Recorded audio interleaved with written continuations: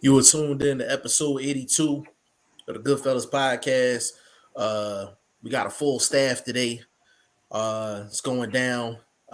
We got VP Shane in the building. What's going on, good brother? Happy to be here. I won't lie. I'm happy to be here. This is one I couldn't miss. I can't lie. I'm happy to be here, bro.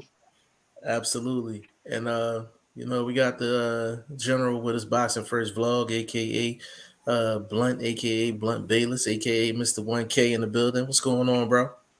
Man, in here trying to get this computer game up, bro. I'm from the cassette deck era and shit. I'm still behind the 8 ball when it comes to this technology stuff. Anything y'all seen from me, bro, it's off the fly. I'm doing the best I can to try to stay relevant through social media, sharing boxing and things like that. So I'm still trying to upgrade, family. Still trying to upgrade. My knowledge, Absolutely. that is my knowledge. Absolutely. Just for the people that must have forgot, um, just before we get started, this is the best team on YouTube. Let me just make that clear. Um, Absolutely clear. Like it ain't nobody touching this trio. Period. Ain't nobody excluded. I want With to make anyone that you will clear. see, bro. Put us in the ring with anyone that you will see, bro. Yeah, put us in the ring with anybody, and we gonna come out on top, and that's just how it is. So I had to kind of get that out there. Um, Man, we had a crazy weekend of fights. Shane, since you wasn't on yesterday, I actually wanted to get your take on the Spence Ugas fight before we jump into Dillian White and Fury. Like, what was your impressions of the fight and just Spence period? I mean, I mean, questions that I have um, I, oh, He cutting up. Tech issue. Sit still, Shane. Sit still. Jesus Christ. Am I still cutting up, bro? Yes, just sit still. Sit right there. I'm Go still. ahead. I'm Yeah. still. Okay, go Okay. ahead. Shoot your I shit. just Shoot your wondering. shot. I was wondering how he was doing after that, and he proved all my questions. He showed and he passed with flying colors. I thought he done a fantastic job. He was physically strong. The work rate was high. You can tell he had very, very, very, very ill intentions with the punches he was throwing. He was trying to prove that he was a physically stronger man in there. And I'm not gonna lie, as a person who's always backed Crawford to beat Spence, I'm I'm as close to 50-50 as I've ever been. And maybe, I don't want to say I'm leaning towards Spence, but it's 50-50 for me, bro. I can see a way in which Spence wins this fight because of Crawford. He doesn't like to give up the initiative. He likes to prove that he's the physically stronger person, the stronger one, and he ain't going to want to go in there getting bullied. So he might go in there with the wrong game plan and be a little bit too emotional. Yeah, his I I could probably count on one hand how many shots he actually wasted in that fight with Ugas. He really did a number offensively. And the thing that was disappointing about Ugas and Blunt and I talked about this yesterday is the it seemed like the unwillingness to adapt inside the ring. Like it just seemed like he just was like, all right, well, this is the style I'm going with, and that's it. If it works, it works. If it doesn't, it doesn't. Just looked like he was just gonna.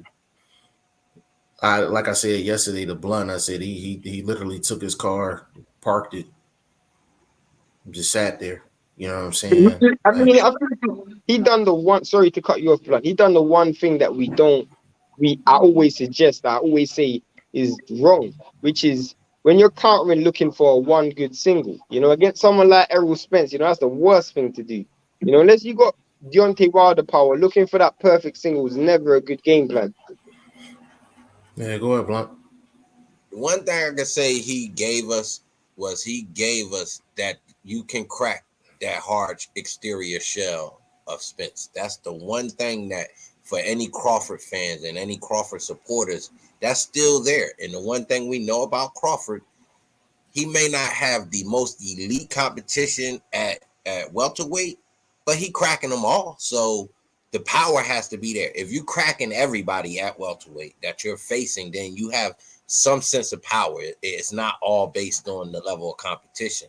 You know what I'm saying? So I think we got to thank Ugas for at least showing us that and kind of giving us it's not really a one-sided fight per se based on Spence's performance demolishing Ugas. And now you can say, oh, look what he did to Ugas. Look at the trouble Crawford semi had with Porter to a certain extent, but not really. I think he was playing and you know what I mean? He didn't put the foot on the gas and he's just a slow starter anyway. But I think we have to thank Ugas for giving us that clip of saying, okay, he's not completely invincible. Yeah, that's the biggest. I think that was probably for any Bud Crawford fan. That was the biggest highlight. What was that round 6 where he had Spence in trouble? I mean, you can make the argument that them ropes wasn't there. He might have went down. But I mean, ropes we've wasn't there. seen knockdowns like that. We've seen knockdowns like that where dudes get kept up by the ropes. Yeah, and they call it a knockdown. That's what I was getting ready to say myself. Like, wouldn't that be an instance that is it up to the ref or what's in the rule books for that particular event? Because I don't know if that rule applies for every boxing event. Do you remember when Crawford hit Kell Brook? Kell Brook doesn't go down. Kell Brook falls to the ropes, and the ropes keep him up. Yeah, And, I mean, and the ref gives a count. You know, I think it would have been a little bit controversial to give a count there, but within the rules, if the ropes keep you up, you're well within your right, or you're well within your right to get a standing 8. Yeah. And I think the ones that I've seen where they actually will do a standing 8 count is where your body lands in terms of a rope. So if you're pretty much standing up for the most part and you're leaning back, more than likely they're not going to do it. If you're really low, and I mean like mostly your body is on like that middle rope, you know what I'm saying, and you're like going downward and you kind of bounce up, those are the ones that they'll usually get a standing You 8 can for. say that, Jeff, but remember when Povetkin gets hit by David Price and he does the dance all the way to the Oh corner? yeah. The is that a standing 8 as well. But going Well, back to Blunt's point, it depends on what commission it is, because that was a different commission, so it could have yeah. been different ruling. And it depends. I mean, it's a bang bang call, and they're gonna more than likely not call it because they don't want to be the reason why somebody wins or loses the fight. Trust me, referees want to stay completely out of it. Like they don't want to get involved. They only gonna get involved unless they absolutely have to, or if a referee trying to get famous that night. You know what I'm saying? And we've seen that as well, you know, but that was probably the most encouraging. Outside of that moment, there was nothing encouraging for any Bud Crawford fan about that Spence performance. Like that was a textbook Spence It was a But at the pitch performance. same perfect time, performance. Pitch perfect. but at the same time, we can double back and say struggles Spence had with Porter, Crawford didn't have those same struggles. His only struggle is when he wanted to activate. That's a fact. I think what people I think is from a Crawford perspective, if I'm Bomac, I think this has probably worked out worse for Errol Spence. Because if I'm Bomac, I'm saying the only way this dude can beat my fighter is if my dude stands still and allows him to exchange in the pocket. Because really and truly, Ugas just stood still and allowed Errol Spence to tee off. If I'm Bomac, I'm going, okay, if there's one thing I'm not doing is standing still. If I'm an Errol Spence fan, the one thing I don't want to see Crawford do is use his footwork and use his angles. If he goes out there and fights like how we fought Postal and he uses the angles, switches southpaw orthodox and uses the ring, bro, it's going to be a tough night for Spence. So to me, it works both ways. But at the same time, though, when you're notoriously a slow starter, and that let me caption that real quick by saying that could be the competition that he's facing. So he feels no degree of anxiousness to really get going. It's like, okay, I control this, whoop-de-whoop. So that could be the competition, which makes him a notoriously slow starter. So you might have a different first round from Crawford with him being in this scenario with Spence and you being across against another king That's a fact. I mean, we all can agree Ugas ain't no Crawford, bro. We can all agree on that point right there. You know, so We I agree don't that think we I don't think we using Ugas to judge Crawford. I think we really looking at what Spence did. I think he would have done that against anybody that night. no, but it's whether you allow him to do that because Ugas stood there. If let's keep it real, if there's I one said that in one my video too. He looked like a if there's, punching bag. yeah, if there was one style that Errol Spence would have wanted coming back off the layoff, would have been Ugas's stand upright, no head movement, no foot movement, not much angles. Errol Spence would have loved that. The last thing he would have wanted was someone on the back foot using their legs and making him have to almost create openings. Really and truly, as Jeff said, he didn't waste no punches, but he didn't waste no punches because, I mean, he could have missed. He had a big frame standing right in front of you. Yeah. You is a big heavy bag. Yeah. I for the people that's for the boxing fans out there, if you don't know, jab is the most important punch in the sport. And you've seen two of the best jabs in the business Saturday, and that's Errol Spence and Stan Jonas. So that's two of the best jabs in the game. Um, and you break down how they apply their jabs, it's Stay in next unit. level. Stay in unit, bro. Yeah, his jab next level, bro. He was tearing Batayev up with that jab, man. He couldn't miss. Couldn't miss. But What you call it? What you call it yesterday, vlog?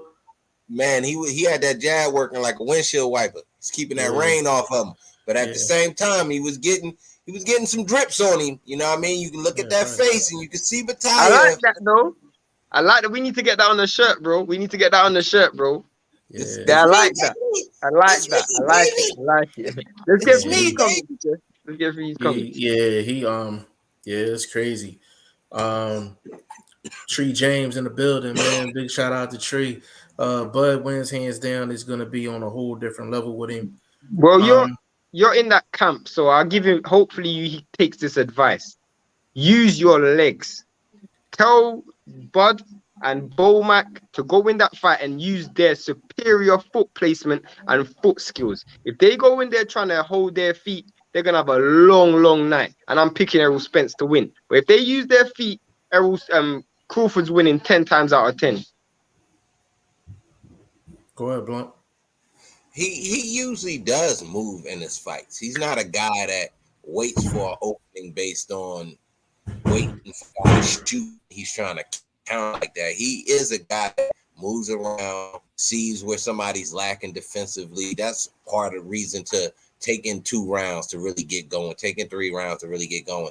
He's still studying as a boxer, so you can't discredit that boxing IQ in a fight like this. You see what I'm saying? Like everybody's seen the ball from Spence, but we seen a consistent boxing IQ from Crawford. So Jeff pointed it out in the pool fight. He was positioning his feet properly, and as soon as he knew he had it, he let the shots go that ended the fight. So he's a very intelligent fighter, and that has to come into play when you breaking down, how you anticipate this fight playing out. Yeah, you can. As far as Spence is concerned, he has to know that Ugas and Crawford is just two completely different people in terms of the IQ inside of the ring. Ugas doesn't use his feet, no angles whatsoever. I mean, it was bad. Like it was really, really bad. Like head straight on the line. Everything that Ugas did, Bud does the opposite.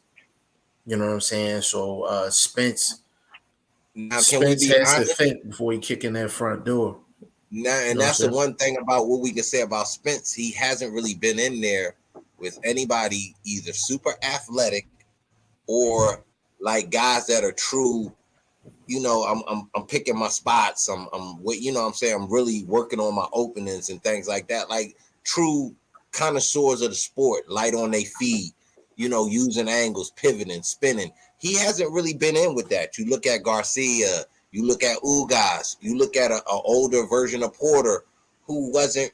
He did do some angles to keep himself in the fight, but obviously it didn't pay off because he got set on the angle to throw and he got clipped in between. So his speed was off. He didn't have the same speed as Spence, showing his age in that fight to me. You see what I'm saying? Getting beat to the punch because he had the right angle to land. He just got clipped in between. And you could. I was gonna say you could argue that it was the angles that even had put up in the fight. You can argue that. Exactly. Yeah. I had him up. I had Porter up too. Yeah, I had Porter up too before the knockdown. And the thing was, not only was Porter getting the better of him as far as the footwork, he was completely turning Spence. Like there was times on the rope. You remember that, bro? Yeah, he was just spinning him on the rope. He was so completely spinning him. Like, and I mean basic spins that they teach you in the gym to get outside of get off your ropes. Basic stuff, and before you knew it, Spence is turning around with the people guard, and he's on the ropes. So it was that quickness from Porter was really on display in that fight. Credit to Spence for actually figuring it out, but he can't make the same mistakes against Crawford. Did he figure it out, or did he beat him to the punch and take the edge with the knockdown? I agree. I have to agree with Blunt on that one. I'm not sure he figured it out. I just think Porter got very sloppy and slowed down, and he got beat to the punch. Well, yeah, he got beat. I think he figured it. I think he figured it out. I think the reason I'm not saying that y'all wrong. I agree with y'all too, but he figured something out because he won on the cards. So he figured something. He figured something out. That part of it was Porter being part of it was Porter just staying too long in the kitchen, if you know what I mean. Yeah, patting him down too much. Yeah, he was patting him down a little too much. You know what I'm saying? Like, so Porter helped him figure it out. I think Porter misses what the elite fighters have, and that's a switch. Errol Spence found the switch. Crawford found the switch. Even Furman, to a certain degree, when he fought him, found that switch. Porter, he always does well in fights, but he just doesn't have that switch when it's game time. It's the championship rounds. He got stopped in the 10th round against Crawford, and he got dropped in the 10th round against Spence. There's no coincidence that in the championship rounds he doesn't have that switch. Yeah, because you could say Ugas took the championship rounds in a 10-round fight. I believe that was a 10-round fight. I'm not sure. It was 12, but then obviously Ugas, because he was pressuring the whole, I believe it was from the 9th all the way out. A lot of pressure from Ugas. So I gotta go with the young buck on that one. Yeah, he might not be a championship round guy, even though he has a solid resume. And at the time, I had him with one of the best resumes in boxing. But you start padding them losses up. That resume starts to kind of, take a step back as far as the flossiness of it and the glossiness of it. Yeah. Conrad in the building, man. Big shout out to you, bro. Say evening. I may put some lunch money on Whyte with those odds. Yeah, I'm put some beer money on that. I'm looking forward to. I mean, for me, that Whyte series fight. What? Go ahead, Shane. No, what does that statement lead us into the fight? Hey, it might as well. There's nothing more I'm looking forward to than that fight, bro. I am so excited. I'm British, so I wish I was in England right now because literally it's roadblock right now. The streets, England right now is literally on a massive high. You can't walk down a block without hearing Whyte and Fury. Literally every barbershop, every corner store, everything, everywhere you go, Wilder Fury right now. Yeah, and that's Fury crazy. Whyte, sorry, Fury Whyte. Yeah, because it's crazy because in the States they ain't really talking about it. Which that's the beauty of boxing, though. Like, is this in one place that something could be fish grease hot, and other places kind of lukewarm. I mean, if they had 150,000, they would have sold it. If they had 150,000, they would have sold it, bro. It's that real. Only reason I think is a little bit cold here is because partly the negativity around Fury, and then you don't have Whyte with his I wouldn't say court gesture style, but just his personality. He does have a half decent personality for the sport. I don't think he's too abrasive. He's funny at times, and he's honest. So you know what I'm saying. I think with him not being there, of course, the build up for us, we don't get to see these clips ran, and we don't get to see the back and forth, which gives us Westerners who are more TMZ based fans that that light on it and that eye on it, that looking forward to it sort of thing. So I think it's just a promotional thing too that's not helping it as far as Western anticipation. Yeah, I think Dillian Whyte not promoting at this point, I think it's kind of hurting it a little bit. It was cool in the beginning. Now they could The probably week really of the use fight, it. Yeah, the week of the fight, you expect a little bit. But you know what? I will say this though. Do you guys get the impression that what it is, but he doesn't seem like he's fully motivated for this fight? I could be wrong. cool. Tyson Fury. I don't know what you think, Blunt. Kind of hard to tell. I don't know. I was going to get into that, but again, people could be like, "Oh, I mean, I'm telling you, bro, you got to look at how things are pre-written, bro. With this dude having these out of the ring management issues, consultational issues, linked issues, him also getting older, not looking as great physically, maybe that he did, I say the first Wilder fight. He's looked absolutely worse since then, physically. Even though he's kept his size, his ability obviously still the same, 2 straight back-to-back victories against Wilder. So I just think he doesn't look good. So at some point in time, that's going to take, you got to look at that when it comes to in the ring, your competition.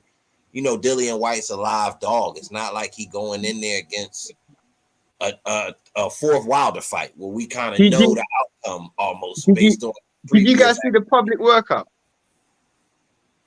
Yeah, I seen the public workout. I mean, Jeff has been bang on the whole time, and I was thinking Fury would come in around 250, low 260s, but Jeff was right when he said he doesn't think Fury can make that weight anymore.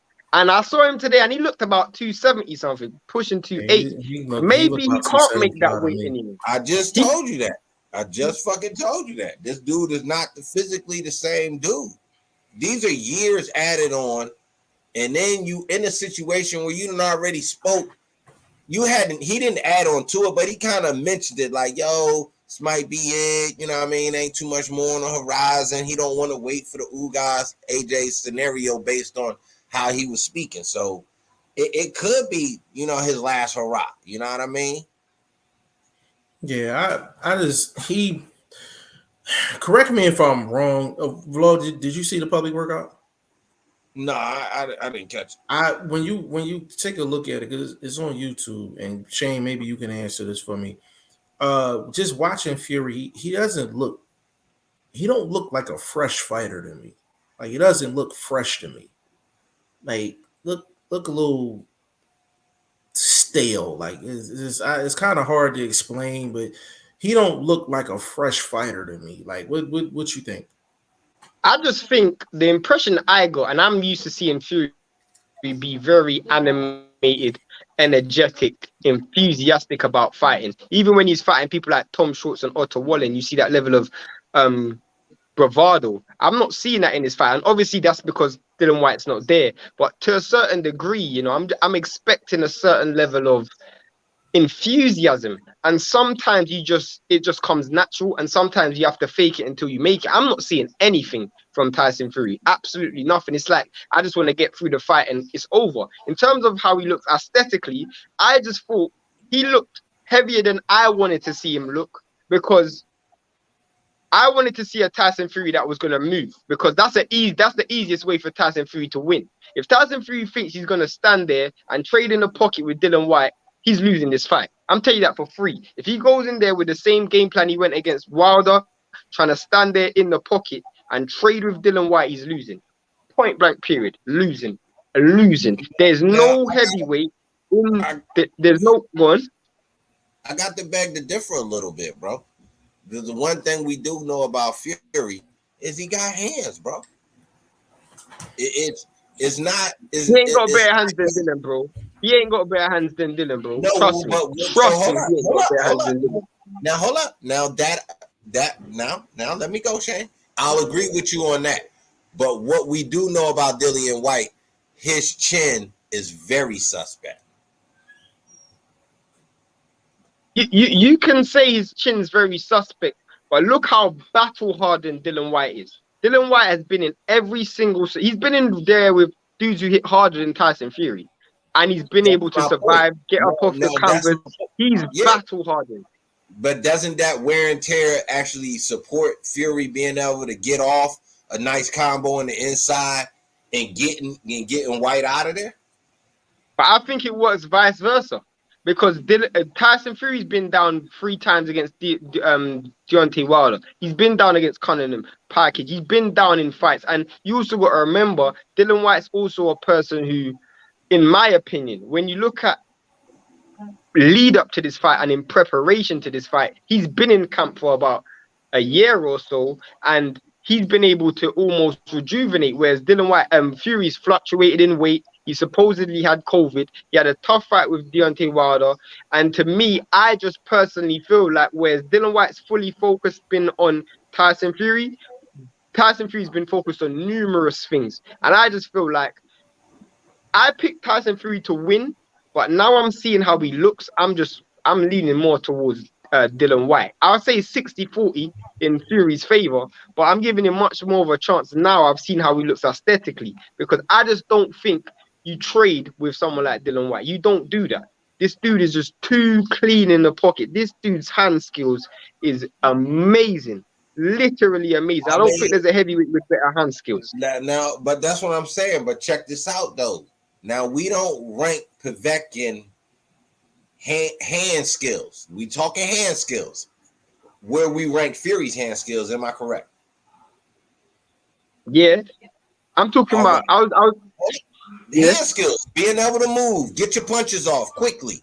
That's hand skills. Being able to defend, counter, things like that. Them is hand skills. That's not just a physical. That's being able to do something with your hands, getting your hands on target. Hand skills, but parrying, catching stuff. But it takes away. You got to look at when you're worrying, when you're sitting in a pocket. That takes away Dylan Whyte's main weakness, which is his footwork. He has terrible footwork. By you standing there, you're now allowing a dude who's got amazing hand skills but poor feet an opportunity to let off his hands without worrying about where he's placing his feet. Catch and counter, Dylan Whyte does that amazing. His misdirection where he goes head and body, amazing. He puts punches together, amazing. His punch selection, amazing. But when you get him to use his feet and coordinate his feet with his hands, when you get him to try and cut off the ring, use the gaps, use the spaces, pivot, those are the times where you see Dylan Whyte make the most technical errors. And that's where I would say using your movement, allowing Dylan Whyte to overcommit, overshoot shots, that's what I would do. That's the type of Tyson Fury I wanted to see, a Tyson Fury that's willing to move, willing to run, not one that's willing to sit in the pocket. I agree with what you're saying, and I'm not saying you're wrong, and I ain't saying I'm right. We really hypothetically just throwing out scenarios and spitballing off each other. Now, this is one for me. If you get Dillian Whyte in a situation where I think you feel like, yo, I can get off on this dude, he ain't moving. That's the situation where I think you could get too greedy. You see what I'm saying? And kind of leave yourself open the way you did for Povetkin. He was winning that fight, and it was like you get caught slipping because you got comfortable. And when you're at home fighting in front of your own family, you're getting these cheers and things like that. It's a situation where either guy could probably get caught slipping because they think they're doing so well. That's a very good point, and nobody in the build-up has brought that up, because if you look at it, Dylan Whyte's been suspect to that a few times. He was up against Parker, he got complacent, and then he ended up getting dropped. Up against Rivas, getting complacent, ended up getting dropped. Up against Povetkin, absolutely pitching a shutout, then he ended up getting dropped. I feel like that is a good point that you brought up, in the sense that he could be in a situation where he's getting over greedy, over comfortable, and makes those mistakes. So that's something that could easily happen, because we've seen it happen on numerous occasions in the past. But this is one other thing. When you're looking at Fury's weight, is Fury going to be able to even hold up if it's a distant sort of fight? If it's an economical fight from Dillian Whyte. Say Dillian Whyte's fighting economically because, okay, I know I'm fighting a bigger guy. I get inside, I stay close, I put my weight on him. You know that Parker Chisora style fight. Very wearing fight, very physically draining fight. That's a fight I think Whyte could win. And all you would need is that one punch, that two or three sort of punch Yeah, combination. I mean This big dude. that is the biggest difference between a Whyte fight and a Wilder fight, in the sense that when you looked at the Wilder fight, it looked like it was just taxing on a Wilder's body. You know, the physical exchanges wasn't really affecting Tyson Fury that much because of how much there was a weight advantage. And Deontay Wilder's punches don't suck the life out of you. You know, he just knocks you out cold. Whereas Dillian Whyte, his punches are more sapping, energy draining, and a physical battle where they're wrestling and battling in the pocket. I just feel like, I agree, it could potentially have a different effect on Fury. And with Dillian Whyte being used to being tired in fights, and he knows how to fight tired pretty well, I think it could benefit him as well. So those are both two good points that you brought up. Where's Jeff gone? And then we gotta look at it this way: who's going to be the more rested fighter? Technically, you got to say Dillian Whyte. Number one reason why: he's not doing the rounds. He ain't doing the promotional rounds. Being under those lights and sitting up in there in those cameras, waiting for all of this technical stuff to play itself out, that's taxing and draining. You got to be entertaining. That takes a lot of energy. You see what I'm saying? So we giving the edge and rest to Dillian Whyte again. You see what I mean? So he has a lot of advantages that anybody that might be willing to wager on this fight, I mean, he's coming off a war with Wilder. really, take in consideration. Fury's coming off a war with Wilder. Let's keep it all the way 100. He's coming off a war with Wilder. You know, no matter how you look at it and how one-sided the fight may look, Wilder still was able to, you know, when he hits dudes, that takes life out of you. I think with Dillian Whyte, you know, we saw in the Povetkin rematch that the knockout that he got against Povetkin didn't really have any effect on him psychologically or physically, because the dude went out there and he literally just mauled Povetkin. So, and that was over a year ago. So he's had much more rest since then. But at the same time, that could also mean ring rust. You know, he could be very ring rusty as well. So I mean, but you got guys like, hey, no, I think he might be cool because you can work with guys that'll keep you crispy without beating on you. When you got a lighter dude like a Hay that you can get in there and dance around with, and I don't think he's the type of dude that needs that heavy sparring to keep his timing right. I think he just needs the activity of boxing. You see what I'm saying? When you're a guy like Whyte, whose fights are so hard, to keep your time up and just keep your body movement and keep your just the normal momentum of a fight going and the back and forth, the sway. I think he just needs to dance. I think he got a decent circle to do that with. You see what I'm saying? So a year to us might look like, well, he inactive, but really he's not. He's staying fresh without the wear and tear of the last minute hard sparring to get ready for getting hit on the shoulders, getting hit on the hip, taking shots behind the head, sort of rabbit punching type of thing. So I think he's gonna be better, more fresh. The layoff kind of does the older fighters better, in my estimation. It does them better, but at the same time, what happens is how long does it take for them to get into the flow of the fight? You know what I mean? That's you're generally correct on that. Let's look at Gary Russell. He averages a year or so in between fights. I don't think he slipped as far as like his timing and trying to locate his opponents, engage when his opponent's going to be active or not. I think, and these are veteran fighters. See, it's not a guy that's, 15 fights in and he had a year and 6 months off and his timing might be off. This is a little different. I think, I don't think we'll see that time so much as with Fury and Dillian Whyte because that's your fight. If I'm Dillian Whyte, and I'll tell you this for free, for the first 4 or 5 rounds, I'm fighting a man with no head. That's what I'm fighting. I'm fighting a man with no head. I'm fighting a man that just has a big torso because I'm throwing everything to the body. Literally. Slow this dude down. Get this dude's feet stop working. Once his feet stops working, then you can start finishing with their headshots. But jab to the body.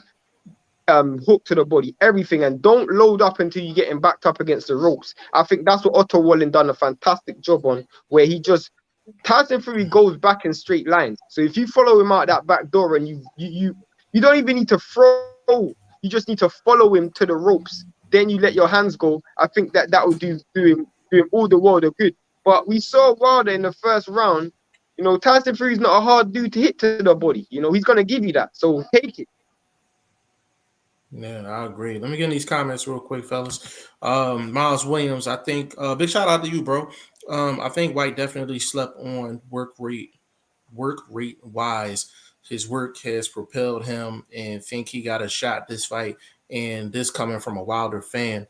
Yeah, I think he got a definite shot. He got a definite shot. It's dependent on Fury to kind of lead the door crack for him. You know what I mean? Because Fury can make this fight real easy if he wants to. It'll be boring, but he can make it But easy. can he though? Can he still I'm gonna fight tell that you fight? this, That's the bro. question.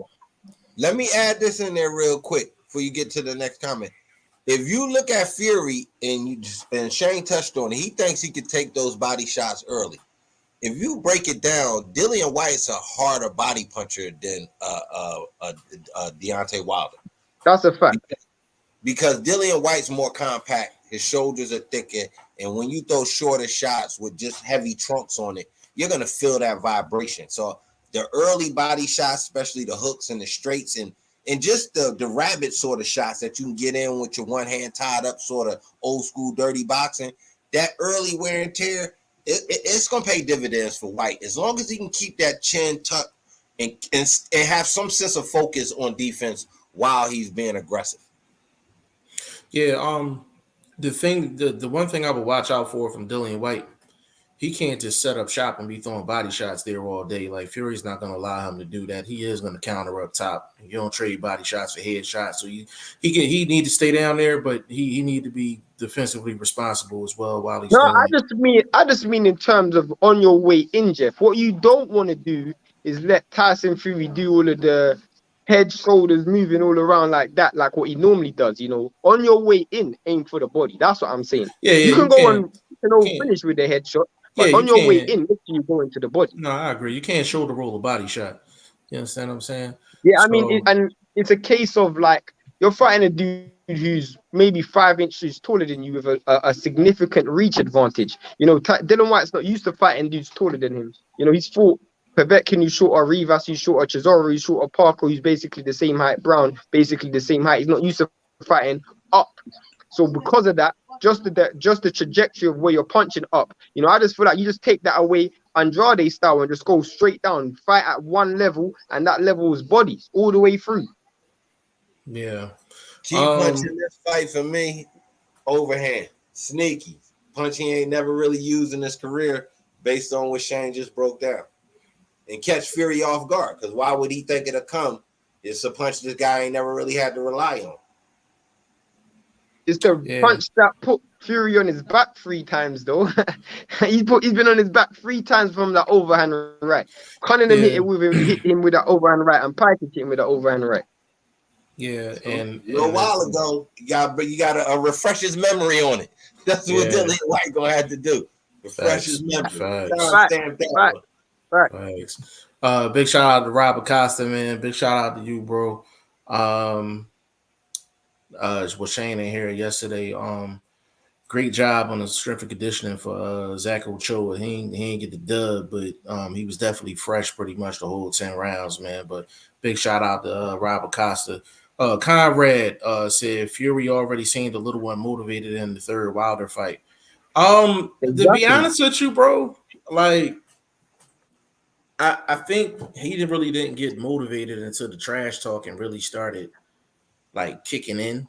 But if you look at it, Fury seemed uninterested for a while, but it kind of shows you how good he is. For a guy to be uninterested and for him to go on the run that he's been on, I couldn't tell you the last fight where I think he was actually excited to be in the fight. I think Fury. I think the second Wilder fight he was motivated for. I think the second he was Wilder motivated fight, for that. He was motivated for that one. motivated for I that would say one. the Wallen fight he wasn't motivated for. The Schwartz fight he weren't motivated for. And the third Wilder fight he wasn't motivated for. And I'll keep it real. I don't think he's motivated for this fight.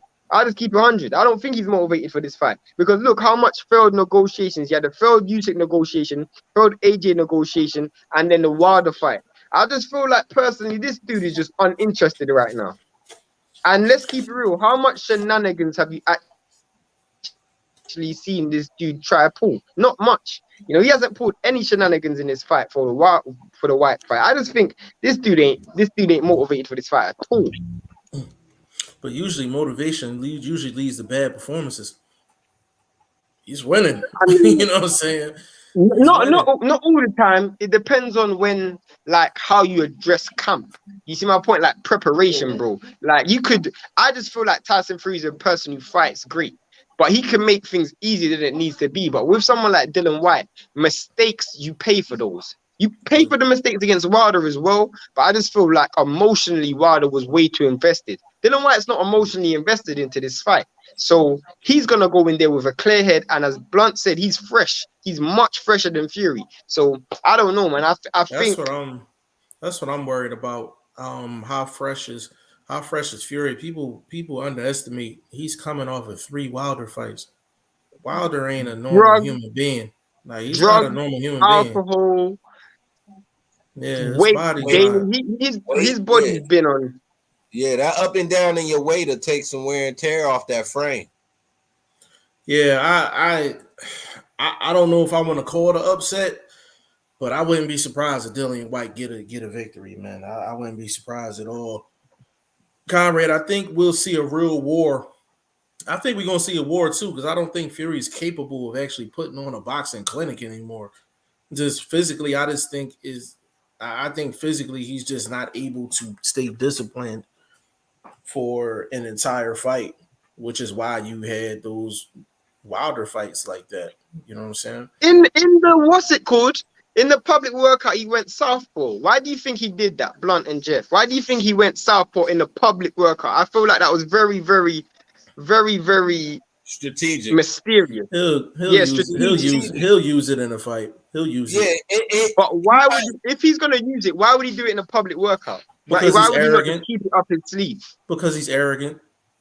yeah. Fury is still a He's- character, bro. Yeah, he's still a character. He's You know arrogant. the cameras is on, so Yeah, you he's know arrogant. you're gonna do something that you might. I guarantee you, if he do it in the fight, he ain't gonna throw no punches. He just gonna do it as a Great point. stance. See Great what point. Dillian White might do. If he thinks he might fire, Dillian White might open himself up, and then he'll fire from that stance. But if Dillian don't change anything, he's gonna go right back. He's just doing it just because it's still gimmicky. You still know the cameras are there. You're still trying to promote the fight. And another thing, Dillian White don't throw punches for you to be shoulder rolling anyway. A lot of times he throw 2s and 3s, but he's not throwing 4, 5, 6 shots where you're able to go like this. Or like White don't even throw And punches like that. thank you very much, Jeff. Thank you very much, Jeff. This is what I say to people. I want everybody who's watching this. You know the clip that ESPN use all the time, where Tom Schwartz is throwing the punches and Fury's rolling it like back like that. He's just rolling it. The reason why he's able to do it is because Schwartz is doing something that Wilder does and most fighters do, which is they throw alternate punches, which means they use the alternate hands. They go left, right, left, right, left, right, left, right. So they go left hand, right hand, left hand, right hand. Dylan White is one of the few heavyweights that will throw two punches of the same hand. So you'll throw a left jab and a left hook, or a left jab and a left uppercut. So you will throw. So you can't time or predict what angle the shot's coming from because he will throw 2-3 shots with the same hand. Kind of like what Roy Jones used to do. And to add on to the Schwartz thing, to be honest with you, he's actually shoulder rolling into the shot. Schwartz is missing. If you actually pay attention to it, he's shoulder rolling right into his punches, and Schwartz is literally missing. Schwartz is throwing like this. He's literally missing the shot. So Tyson Fury, when he starts doing all of this, like he's in all of that, he's not going against the grain. He was going with the grain. And Schwartz was just missing the shots. And I'm like, they always show that clip. And I'm like, if you look at it, he starts his shoulder roll process at the wrong time. I'm like, he's actually shoulder rolling and dipping and all that the wrong way. Schwartz is literally just missing the shots. He's literally missing the shots. So Dillian White's not gonna have moments where he's throwing like that, and Fury's gonna be shoulder rolling like that. Like it's just his punch variety is just not even gonna allow that. Conrad Whyte also got a decent jab. Now, he needs to definitely flash that in this fight. Consistent jab and body work. Bruce, what's going on? Salute my brothers. Big shout out to you, Bruce. Go ahead, bro. Let me say this real quick. I think he need to feint that jab. You feint that jab, get a reaction from Fury, and you counter that. Mm-hmm. That might be slick because that way you don't waste shots. Because if you throwing a jab just to either find the distance, kind of touch something, you don't want to waste energy, and then you can't really follow that jab up. So if you kind of play the back seat a little bit, feint, because feint's gonna be real active. Fury tries to do it and make it pay off, but I don't think it works against more elite fighters. It kind of worked it against the Schwartz and those kind of guys. And it probably didn't do him that well either because obviously he had some sense of trouble and took some damage in some of those second-tier fighters. So I think feint should definitely be a big part of the fight for Dillian Whyte. And Fury, to be honest, and Fury. Yeah, that's Fury's game though. But when you're as big as he's going to be, will feints really work? What feints work for Fury? Them foot feints. When he go like this, like them foot feints be working because what comes right behind it is that jab straight right hand. And a lot of times when he on his game, he don't miss. He don't miss with that jab straight right hand off of the feints. So he can give his foot feints are more effective than his hand feints because a lot of times he do all that theatrical stuff with his hands anyway. I get you now. Now that leads me to ask this question then. So when we know that's something that's a part of his game, as I mentioned, Fury's a feinter. Do you want to beat him to the punch? If you're Dillian Whyte, yeah, beat him to the punch. Answer his jab with your own 1-2 or a step hook, like step aside, throw your hook, because you don't want to be on same line with his 1-2, because he still may throw it, seeing that you're throwing. So step off, throw a hook over the top, maybe a slick overhand left or something like that. I mean, I don't know. I'm just overhand right. He fight orthodox, so overhand right. But you got to step off the line though. You don't want to kind of just beat him to the punch trying to throw it right in front of him because he's the longer puncher. He's gonna probably get home first. I don't know if he's quicker. That's another question. Who's the faster fighter? Fury's faster. Fury's a quicker fighter. He's a quicker fighter. I got a question for both of you guys. Do you think these guys have shared the ring with each other numerous times? They sparred with each other for years. They know each other in the ring. Do you think that plays a part into this fight, or because of how long ago it was, it doesn't play a part? I don't think it plays a part because physically neither dude is the same.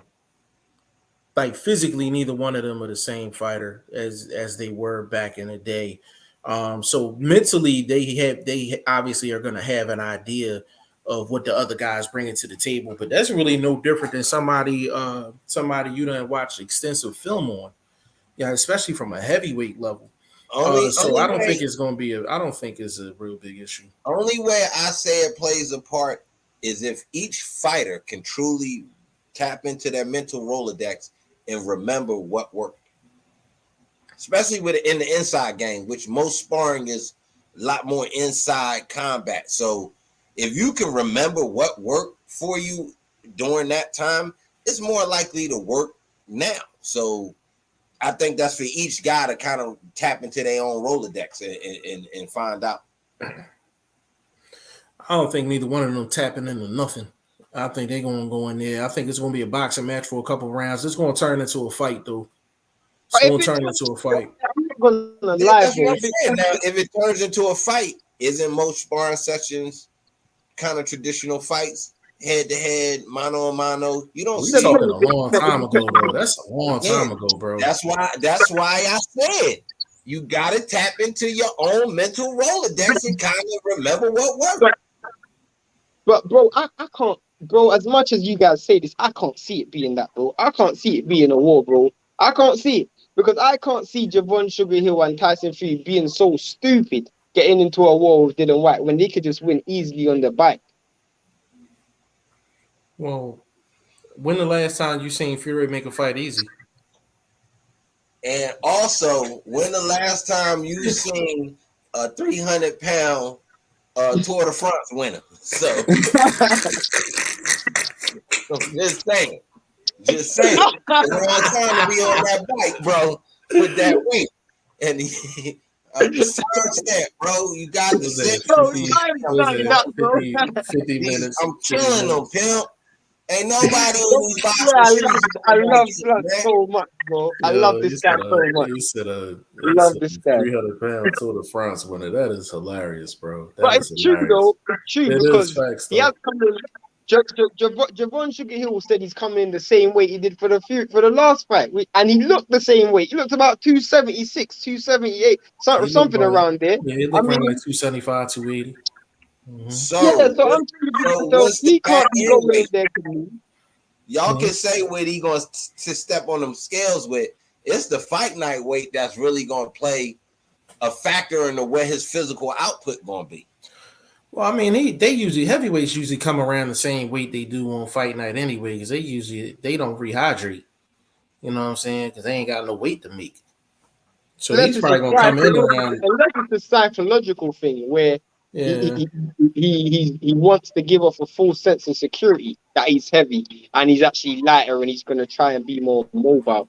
You know, make Dylan White think that he's gonna come in there and war, but in actual fact he's gonna come in and move. I think when I saw Dylan White looked about 240, 247, 245, which I think is a good weight for Dylan. I just think 270 is just too heavy because I think if I'm Tyson Fury, I'm going in there to run and literally run. Just keep behind the jab, keep it long, use my footwork. As Blunt said, you can't run at that heavy weight, bro. That's a lot of weight to be carrying for 12 rounds against a dude like Dylan White who he's gonna drag you into the championship rounds, and you're not gonna be the same. You're not gonna be as fresh as you was. Sugar Hill's an aggressive trainer too. We got to keep that in mind as well. He's not the Tour de France type guy. Can I ask a question now? Yes, sir. Does it go the distance? Yes. Shane O'Mac? Oh, he froze up on us? I guess I'm about to call him Dr. Freeze. In the first. Quick, Shane, for you, freeze up. Does it go the distance? Does it go 12, Shane? I know you can hear me, or I hope you can hear me. Does it go 12?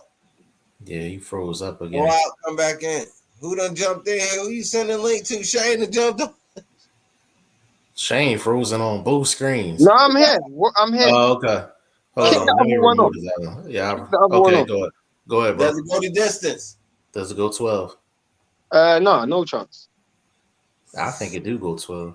No chance. We got a bet. What's going on? I'm not betting Shane, man. He's the black cat. I went against everybody but y'all two. I'm not betting. No, the reason why I say no chance is because Dylan White will empty the gas tank if he's down on the cards. This dude's never had a title shot in his career. He is going to empty the gas tank, and if he's down on the cards after 10, he's gonna get stopped because he's gonna go all out. And the only way Dylan White can win is by stoppage. So the only way I can see it going to points is if it's a close fight on the cards. Like after 10, 11 rounds, it's close. It's about nip and tuck 50-50 and one person's a round up either way. I can see it being that too. You can see it being like that. Mm-hmm. That's the exact reason why I think it's going 12. That same explanation. Hold up, and another reason, because I always look at the scenarios and just them underlining little ways you can do it. They might want to milk the crowd too. A 12-round fight, you gonna get every nickel and penny out them fan pockets, bro. So you might even be trying to narrate it to be like, yo, take it easy. We don't want to push it. Whoop-de-whoop. And they might even think that, you know what I'm saying? Like I'm finally at home. I'm in front of the biggest crowd I ever been in front of. They might be looking to milk the moment too. You see what I'm saying? I mean, I don't know. I could be wrong. Just a thought. Yeah, let me get in these comments real quick. Conrad said, "Great points, vlog by vlog." Andre Oh, Southgate, shit. salute all here listening. Andre Southgate, salute to you, good Who, brother. who wins the early rounds? Uh, Fury. Fury I should win the give early Fury 1 rounds. and 2 He should, because yeah, he should win early rounds. those are the rounds where the bite can work, the length can work, stay behind the jab, throw some straights, But feint the jab, lead with D- a straight. Dylan White could lose the early rounds but still win the battle, in my opinion, because if he puts True. enough work in, in the early rounds where he's touching him, kind of like what Canelo does, where he did not really out and out throwing punches, but he's putting calculated pressure, wearing his opponent down, and you can clearly see that he's trying to get him to the later rounds where the dude's gonna drown. Slow down, yeah. No, I agree with that. Conrad, Evening, Bruce, and Andre, Soldier Boy in the building. What's going on? Said Dillian White gonna KO Fury. Said White is hungry. Uh, I mean, it could happen, bro. I mean, could happen. Andre, Now, salute Conrad. Go ahead, bro. now you know how y'all said using that bike. Now we all rode a bicycle. The one thing Fury don't want to do if he on that bike is slip off that pedal. Because Whyte is the type of dude that only need that one shot, that at least to clip you to set up the rest of the get rid of you combination. That's because if Fury just goes straight out the back door too far and really gets pent up on the ropes, and man, it's curtains. Because It, his defense on the ropes is not that elite, bro. not at all. Not Cuts. at all. Not at all. And I think the biggest problem is if you look at every fighter Dylan White's ever fought, everyone, including Anthony Joshua, at some point in the fight, they get tired. At some point in the fight, they get tired. Look at every fighter he's ever fought in his entire career. At some point, they get tired. And they have to go and look, they have to wait for that second win to come back. Because Dylan White shots take stamina away from you. He's not like Wilder who knocks you out clean. His punches take stamina away from you. And I feel like that might play a part as well to support um um Blunt's argument, which is slipping off that back, which is if you get in a situation where you're hurt or you're tired, you might have to be in a position where you're using something that ain't there anymore, which is your legs. We see Tyson Fury recover against Wilder, and he recovered because of the fact that he's physically stronger than Wilder, and he was able to tie up and push him to the ropes. And Wilder doesn't really throw combinations to get rid of a dude. He relies on a big single, whereas Dylan White, even if he don't get you out of there, his punches are going to wear you down. Yeah, I think that really, and while the inside game is no way you can compare that to Dillian White. So that's two different sort of inside games that Fury got to worry about. yeah, Fury's margin of error is just as small in this fight as it was in the Wilder fights because of Dillian White's punch variety, what he can do offensively. Dillian White, let me make this clear. Like Dillian White is one of the more gifted offensive fighters at the heavyweight division. There's a lot that he can do. Facts. There's very few guys. I was watching sorry to cut you off, Jeff. I'm sorry. I was watching the Povetkin first fight, and even though he got knocked out, and Jeff still says to this day that that's Dylan White's best performance, even though he got knocked out. I was watching the first fight of the Povetkin Dylan White and the Rivas fight. Bro, this dude's punch selection is one of the best I've ever seen in heavyweight of recent time. Like this dude threw a left hook, left uppercut, straight right hand. Went like bam, bam, like a 3-punch combination, and every single punch landed. This dude's punch selection is picture perfect in the pocket. This dude's got amazing hand skills. Amazing. Yeah, so Fury's if he makes it a long night, Dillian White's gonna definitely make it a long night for him. You know what I mean? Like Tyson Fury needs to play it smart. If he plays smart, he wins this fight. If he brings any type of stupidity, Dillian White can definitely win this fight, man. Burt Wood, he said, I lost some respect for Dillian backing out of the Otto Wallen fight. Under normal circumstances, I would understand you, but he made a business decision on this when they got him his title fight. You know what I mean? Come on, Bert. Bert, you got to broaden your horizon and understanding on why some of these moves are made and not take it personally. Now, we as fighting fans I just want to see the good fights. That would have been a great fight to see as just a boxing fan.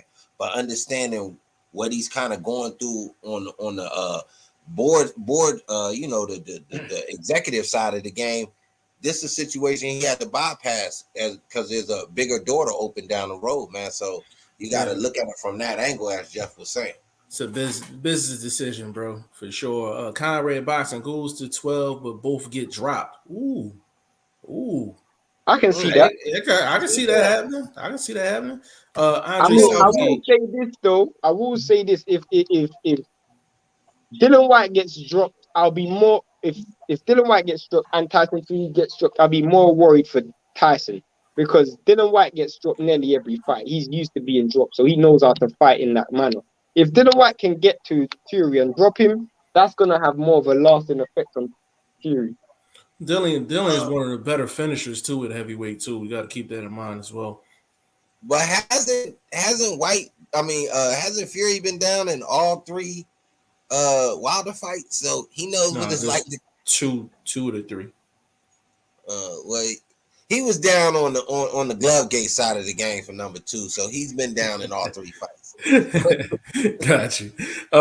Andre Southgate. Whyte has to knock down Fury early in a round and try to finish him in the same round. Fury can easily change up the fight, which is dangerous for Whyte.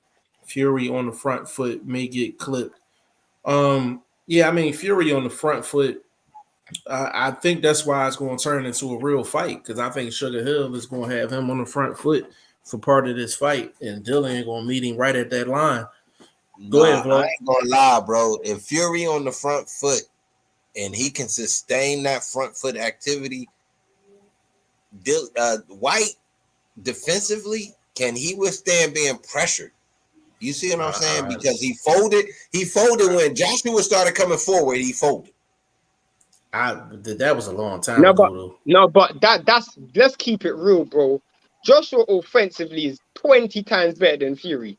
When Joshua doesn't have to worry about what's coming back at him, there's nobody there. This dude is amazing. That dude's hand skills is fantastic. That leads me to, that's what I'm saying. If it's a continual front foot fight for Fury, does that really pose a bigger problem for Whyte? How is he side to side? Can he get out of danger? Is he a pivot guy? I wouldn't suggest that for Fury, for him to be on the front foot heavy. And the reason why is because what's coming right back at him, he don't want to do that. He don't want to do that. And it's not even necessarily because Dillian Whyte got this crazy pivot game and all of this and all that. It's that punch variety that Dillian Whyte has. When you on the front foot, you're not as defensively responsible as you are on the back foot, especially somebody that heavy coming forward. But advantage on the front foot for him is the same sort of advantage like a Fundora had being on the front foot against Lubin. You going up against a smaller guy, so you can kind of be more aggressive coming forward. Fury don't have the volume though. Go ahead, bro. Go ahead, Vlog. Go ahead. You can kind of let me finish real quick and you can go. And you can kind of lean into your punches more. So you might have a bit more power coming forward than Fury would have being on the back foot. You see what I'm saying? So that could be something different. Why? Because we know Whyte has been touched.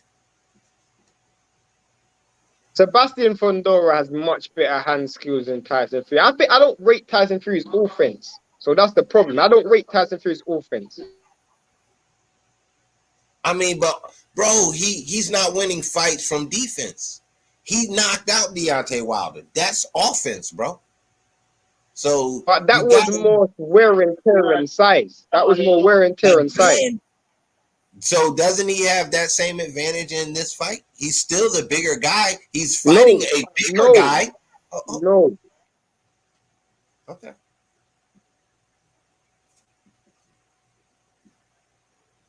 Is he frozen again? No, he just stopped talking. Go ahead, Jeff. Okay. My guy L Dub the plug in the building, man, said what's good, man. Big shout out to L Dub the plug, man, doing great work as usual. Andre Southgate, if Whyte drops Fury, I can see a 12-round fight. Depends on who drops who first. Um, I I mean, I could see Dillian White getting dropped first. I ain't gonna front. If Dillian White gonna catch Fury, it's gonna be later on. You're not gonna catch him early. Um, L Dub boxing. Will White have any effects from the long layoff and alleged shoulder injury? We gonna find out. Blunt spoke about that. Yeah, we gonna find out. I don't think Definitely so. find out. I If think you he'll got a be shoulder fine. injury, rest does you well. You know what I'm saying? Icing it down. You get that. That cortisone or whatever they shooting you up with. That's the legal little pain little killer that they giving athletes. I think he can go through it because this is an opportunity of a lifetime. So little nicks and things like that, I don't think you gotta. It's gonna play a part because he got another hand. Yeah.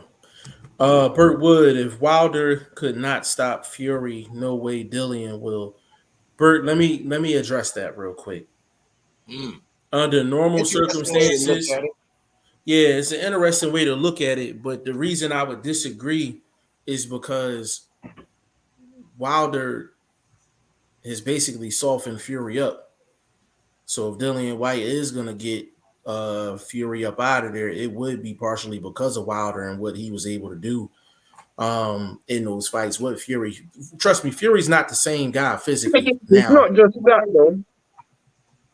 It's not just that.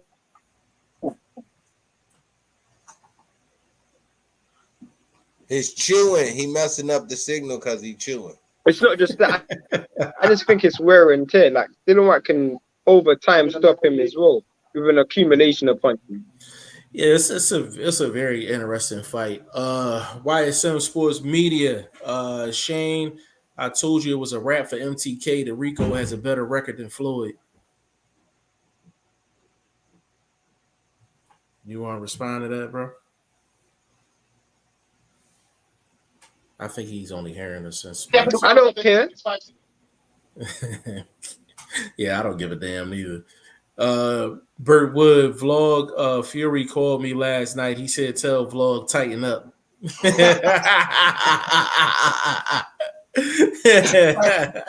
out here, Bird out here. Okay, Bird. Bird got jokes. I'm keeping it. Hey, bro, but if you look at the conversation, it's balanced. It's not. I'm not pro Fury. I'm not pro White. I'm really trying to analyze it because I'm trying to bet and get my bet. I'm trying to get better on boxing. Hey, vlog. You notice Bert getting more witty with the comments. He more comfortable in the chat now.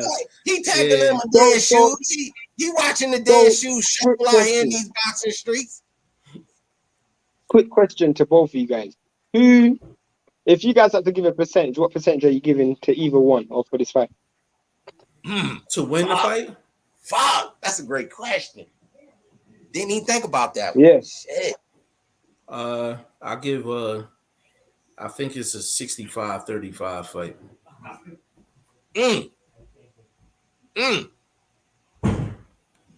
I know which way you going with that, and I'm with you, but I'm a little tighter on the numbers.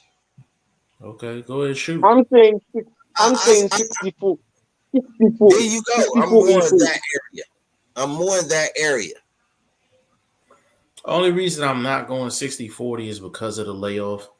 If it wasn't a layoff of Dillian White, I would definitely be saying 60-40 at least. Bro, when you've been through some of the rings and dings that he's been through, a good little stint like this with some mental pressure release because now the opportunity's there. Now you can actually relax. Your body can get some rejuvenation. You understand what I'm saying? Like, I think the layoff, it could be a good thing in my estimation. I ain't saying you wrong or I'm right. I kind of disagree with you on that. I mean, because we know dudes that go through wars, look at Burchell. He may have came back too quick. You see what I'm saying? Like, you went through that beating against Valdez, and man, I got something to say about that. I know, Shane, you love my Blunt Truth videos. I'm trying to edit up something real crucial. anybody, yo, just watch out for the channel, man. I got some heat for this dude Valdez, man. That's ridiculous, but that's neither here nor there. You know what I'm saying? But like I said, getting back to the layoff, when you be in these sort of wars, I think, you know what I'm saying, it's just going to do Dillian Whyte better. And again, he doesn't have the extra hours on his body of running around for all this promotional shit. You got Fury out here doing promotion. You got him out there doing promotion. He all on social media, holding it on camera. He doing too much, bro. Yeah. Bird funny. He What said, about this? I got something for you guys. This will be the first time Tyson Fury will be in a ring with someone who's hungrier than him, because Dylan White is genuinely hungrier than Tyson Fury. Does that play a part? I think Wilder was a hungry guy. Yeah, I was getting ready to say, I thought Wilder was pretty hungry and motivated too. No, but he gave up so much psychological advantages in that fight before the fight even started. Yeah, I mean, it could play a factor, but I mean, skills going to pay the bills in this fight. You know what I'm saying? Skills is going to pay for sure. Burt Wood, can the winner of Fury versus Whyte beat AJ versus Usyk? Yes. Usyk is the best heavyweight. Usyk is the best heavyweight. Usyk, hold up. Usyk may have gotten his kryptonite from worldly events, so he may be kind of humanized, and that gives these everyday, just regular guys an opportunity to dethrone Superman. So, yeah. Yeah, I think I mean, it's possible. It's kind of, I'm kind of curious to see how Usyk actually comes back and responds. I mean, that's a whole lot that he's had to deal with. You gotta, the mental aspect is definitely big in the sport of boxing. Thing, bro. Tyson Hmm? Fury can't go his whole career being undefeated, bro. That's gonna be crazy. His whole career being undefeated. I can see it Someone has to happening. beat this dude. I mean, Man. again, it's a decent career. It's, to me, Canelo-esque. You know what I mean? A lot of questionable events going on with you, so, it's a decent career, but it's still Canelo-esque to me. It's not, it has an asterisk. Conrad said 60-40 Fury. There you go. That's where Andre, we at. Andre said, I agree. 60-40 Fury hasn't fought anybody like Whyte with his new Kronk style. Just depends what Fury shows up. I believe the Wilder fight shook him up a little bit as well. Yeah, it really depends on what Fury shows up. The Fury is a Fury that can make this fight real easy, and it's a Fury that can show up and make it really tailor made for Dillian Whyte, man. But it's really dependent on Fury and how he goes about it. Andre Southgate, Wilder was hungry in the third fight, was a classic. No, he was hella motivated. But I think Wilder was motivated in all three fights. I think he was motivated in all three fights. It really just came down to skill. He just didn't have it. He just didn't have the skill to really match up with Fury though. My guy stayed ready in the building. He said 80-20 Fury.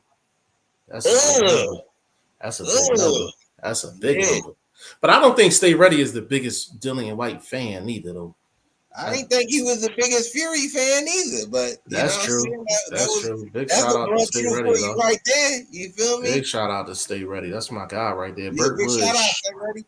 Yeah, Burt Woods. Shane, question in their prime cruiserweight, Usyk versus Holyfield. Who will win? Man, you got to tap in. I did a Friday fantasy fights on that one. I actually, I got Holyfield pulling that one out. Yeah, Holyfield was amazing in cruiserweight, man. He was amazing in cruiserweight. Hold on. Stay Ready said I don't like Dillian, and before all the BS, I was a Fury fan. I thought that. I thought he wasn't a big Dillian Whyte fan. Yeah, that's crazy. Is Shane gonna come back or what time you gotta go to work, bro? Shit, man, we got about another 15 or so. Okay. Um, I mean, any final thoughts just on the Dillian White Fury fight? Shit, man, I still don't know which way to go. So in my mind is more 50-50 if I'm looking at it from a betting perspective. You see what I'm saying? Because of the different ways you might be able to prop bet it, things like that. Win or loser, I'm still don't know. Just because I'm leaning 60-40, shit, how close to 50-50 can you get? You see what I'm saying? Like, so again, I'm just unsure, man. I'm glad this shit ain't happening until next week, bro. Or was it Saturday? Saturday. Yeah, no, next week is Valdez and them. My bad. So Yeah, yeah, yeah. I got a couple days, bro. Yeah, we got to. I said 60-40, agreeing with most of our chat folks, Conrad and the folks like that, but I'm still don't know which way I'm gonna throw the bag on. Yeah, I gotta sit and think about that one too, man. It really just depends on what Fury shows up, man. If Fury want to play dumb, then he could lose his fight. If he plays smart, there's no way he loses. Any idea who getting the shine on that undercard? Nobody. That undercard is trash truck juice. That Yo, undercard is hey, trash, bro. let me bring this up while we in the chat, bro. You know what I'm saying? And I don't personally, I ain't subscribed to barbershop conversations, but I was privy to a conversation that he had on YouTube earlier with one of the dudes I do tap in with. His name Dewan. He got a little channel called Hotepish or whatever. You know, they be talking their spiel. You know what I mean? They speak for us and whatnot, things like that.